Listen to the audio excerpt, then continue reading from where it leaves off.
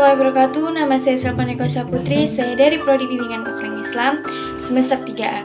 Di sini saya akan membagikan sedikit pengalaman saya saat saya mendatangi rumah ibadah Buddha yang biasa disebut Wihara Buddha Hartana yang terletak di Jalan Kalustiwa Gongpa Melita, Pontianak Utara. Saya mendatangi rumah ibadah Buddha ini saat saya ditugaskan untuk mencari tahu tentang ajaran agama Buddha. Awalnya saya takut untuk mendatangi rumah ibadah tersebut karena takut agama Islam tidak boleh masuk ke rumah ibadah agama lain. Jadi saya menanyakan hal tersebut kepada teman saya waktu SMA yang beragama Buddha.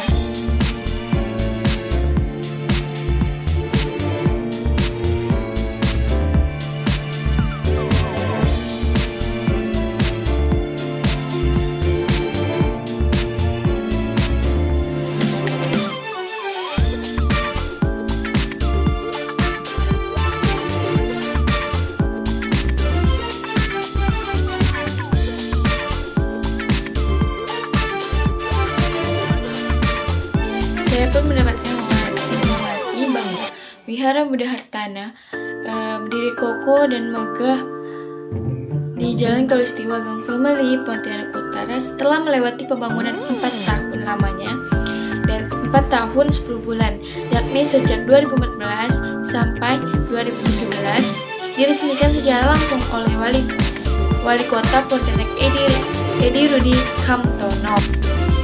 Proses pembangunan wihara yang memakan waktu lama menunjukkan tidak mudahnya jalan pembangunan wihara. Namun dengan bantuan dan semangat pengurus dan panitia dapat terselesaikan pembangunan wihara bagi umat Buddha khususnya wilayah Pontianak.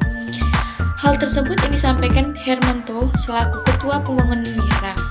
Ia juga menyampaikan terima kasih kepada pemerintah, donatur dan anggota Sangha yang telah memberikan bantuan baik moral dan materi, juga kepada Peminas Buddha Provinsi Kalimantan Barat, Kota Pontianak, yang telah bersedia memberikan bantuan melalui program bantuan pembangunan tempat ibadah dan renovasi sekolah minggu Buddha. Ketua Sangha Theravada Indonesia, YM Diksu, menyampaikan ucapan selamat atas dilangsungkannya peresmian Wihara Buddha Hartana.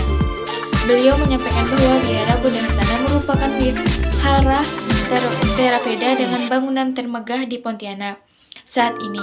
Ia juga menyarankan agar wihara dan citya lainnya mengikuti jejak Wihara Buddha Hartana dalam membangun sarana dan prasarana wihara. Selain itu, beliau menyampaikan model pembinaan di Kalimantan Barat berbeda dengan tempat lainnya. Pembinaan di Kalimantan Barat lebih berpusat pada bidang pendidikan. Ini menandakan bahwa wihara berkembang menjadi pusat pendidikan formal yang menanamkan nilai-nilai moral sejati ini pada anak sehingga dapat terbawa hingga kelak nanti. Beliau juga berharap wihara selain sebagai tempat beribadah umat Buddha, wihara juga harus dapat menjadi pusat pengembangan pendidikan, seni budaya, sosial kemasyarakatan, pusat meditasi. Kondisi jamaah setiap minggu selalu tertib dalam beribadah serta mematuhi protokol kesehatan di masa pandemi ini. Setiap ibadah kami melakukan puja bakti. Puja bakti merupakan satu kegiatan umum yang dilakukan umat Buddha sebagai sarana untuk memberikan penghormatan yang tertinggi kepada Tritana atau 3 permata agama Buddha, yaitu Buddha, Dhamma, dan Sangha. Kegiatan ini adalah kegiatan ibadah yang rutin umumnya dilaksanakan setiap minggu.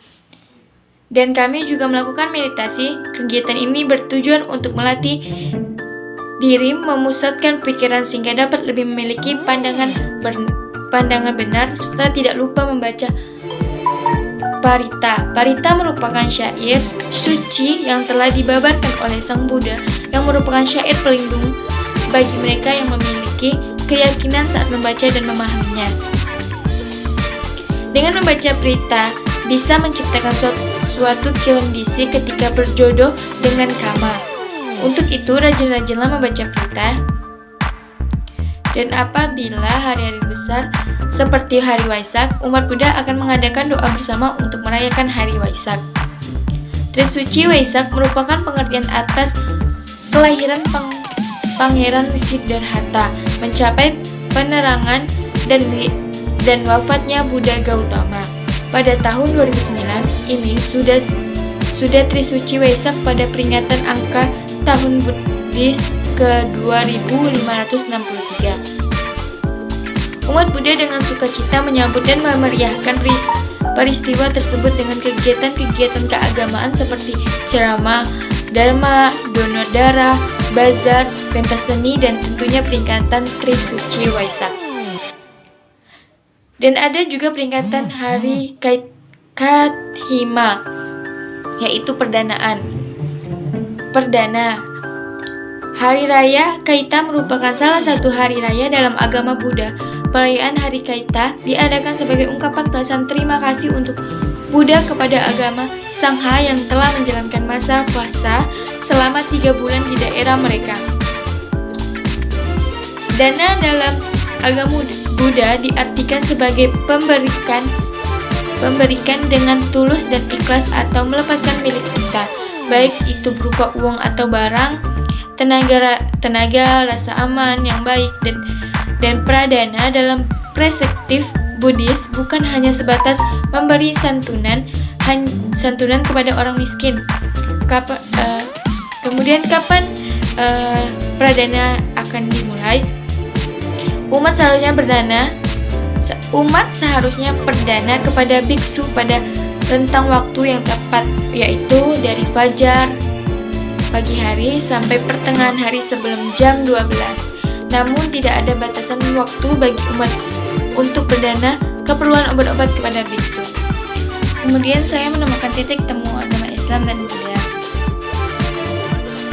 Pada dasarnya, manusia ketika dilahirkan sudah membawa naluri untuk beragama, dalam arti mengenal Tuhan.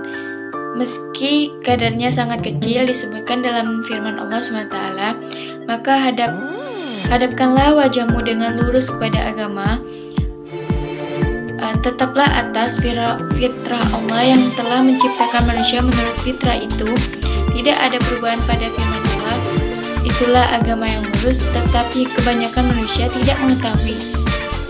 Quran Surah Al-An'am ayat 30. Firman dapat ditafsirkan lebih khusus lagi dengan pengertian pengakuan adanya Tuhan atau naluri beragama.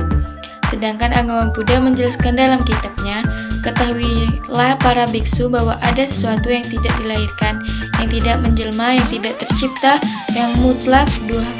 Duhai para biksu, apabila tidak ada yang tidak dilahirkan, yang tidak menjelma, yang mutlak, maka tidak akan mungkin kita dapat bebas dari kelahiran. Penjelmaan, pembentukan, pemunculan dari sebab yang lalu. Tetapi para biksu, karena ada yang tidak dilahirkan, yang tidak menjelma, yang tidak tercipta, yang mutlak, maka ada kemungkinan untuk bebas dari kelahiran. Penjelmaan, pembentukan, pemunculan dari sebab yang lalu. Itu dari kitab Sutta Pitaka Udana. Kemudian Tuhan adalah agama Islam adalah Allah SWT. Sedangkan Tuhan dalam agama Buddha bukanlah Siddhartha Gautama. Buddhisme juga menolak adanya sosok Maha Kuasa sebagai pencipta dan menyatakan bahwa alam semesta diatur oleh 5 hukum kosmis, niyama, dhamma, yaitu utu niyama, kemudian bija niyama, kama niyama, citra niyama, dan dhamma niyama. Hal ini dipandang oleh banyak orang sebagai perbedaan utama antara Buddhisme dan agama-agama lain. Ketuhanan yang Maha Esa adalah bahasa Pali, adalah ati jatang abkutang aktang asam katang, yang artinya suatu yang tidak dilahirkan, tidak dijelma, tidak diciptakan, dan yang mutlak. Dalam hal ini, ketuhanan yang Maha Esa dalam agama Buddha adalah suatu yang tanpa aku, anatta, dan tidak dapat dipersonifikasikan, tidak memiliki kepribadian, dan tidak dapat diuraikan seperti apapun.